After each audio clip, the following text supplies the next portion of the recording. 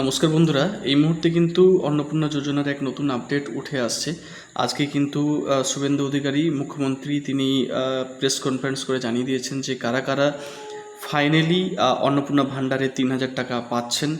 কারণ আগস্ট মাসের 17 তারিখে বলা হয়েছিল যে সবার টাকা কিন্তু ছাড়া হবে।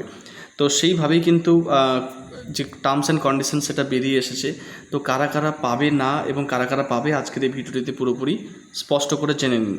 প্রথমেই যে পয়েন্ট বলা হচ্ছে, দেখুন, যে সমস্ত মহিলা নিজের মাসিক আয় 10,000-এর কম তারা অন্নপূর্ণাতে টাকা পাবেন, এবং যদি বাড়ির পুরুষ কোনো ক্যাজুয়াল বা কন্ট্রাকচুয়াল জব করেন তবে কিন্তু তার ওয়াইফ টাকা পাবেন। এমনটা নয় যে কন্ট্রাকচুয়াল জব করে বলে টাকা পাবে না, এটা নয়। কন্ট্রাকচুয়াল জব করলেও, হাজব্যান্ড করলেও কিন্তু সেই মহিলা পাচ্ছেন। এটা হচ্ছে প্রথম পয়েন্ট। দ্বিতীয় পয়েন্ট দেখুন, পারিবারিক আয় 12 লক্ষের কম হতে হবে, তবে সেই মহিলা কিন্তু পাবেন, সেই বাড়ির মহিলা। আপনার স্বামীর আয় যদি 12 লক্ষর কম হয় তাহলে কিন্তু আপনি পাচ্ছেন। আর তারপরে বলা হচ্ছে, দেখুন, যেসব মহিলা অন্য সামাজিক প্রকল্পের উপভোক্তা নন, অর্থাৎ অন্যান্য যে বেনিফিট, যে স্কিমে যে টাকা, সেগুলো পাচ্ছেন না। তবে আরও ব্যাপার রয়েছে, যে সমস্ত 25 থেকে 60 বছর যে বয়সী বিধবারা রয়েছেন তাদের বিধবা ভাতাতে 1,500, কিন্তু অনেকেরই 1,000 ঢুকতো বলে খবর রয়েছে। তো 1,500, এরপর ওনারা কী করবেন, 1,500 নয়, অন্নপূর্ণাতে তার পরিবর্তে 3,000 টাকা পাবেন। হয়তো বিধবা ভাতার 1,500টা পাচ্ছেন না, তার পরিবর্তে তার ডবল 3,000 টাকা অন্নপূর্ণা যোজনাতে পাবেন। অর্থাৎ একটা স্কিমের আন্ডারে কিন্তু তাদেরকে টাকা দেওয়া হবে। ওকে, দেন এরপর বলা হচ্ছে দিব্যাঙ্গ ভাতা, পিএম কিষাণ, এক্ষেত্রে কিন্তু ছাড় রয়েছে।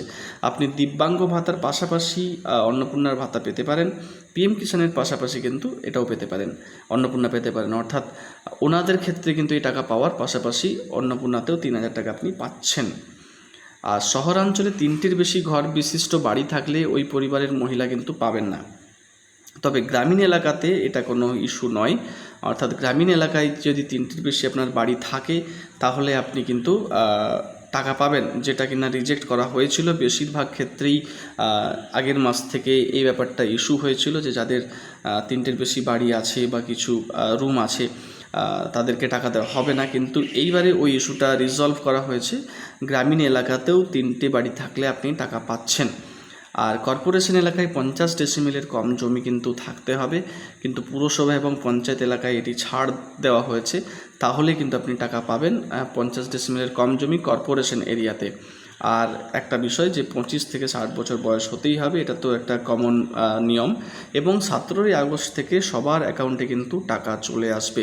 তবে আগে যত সংখ্যায় বেশি রিজেকশন হয়েছিল, এবারে হয়তো সেটা হবে না।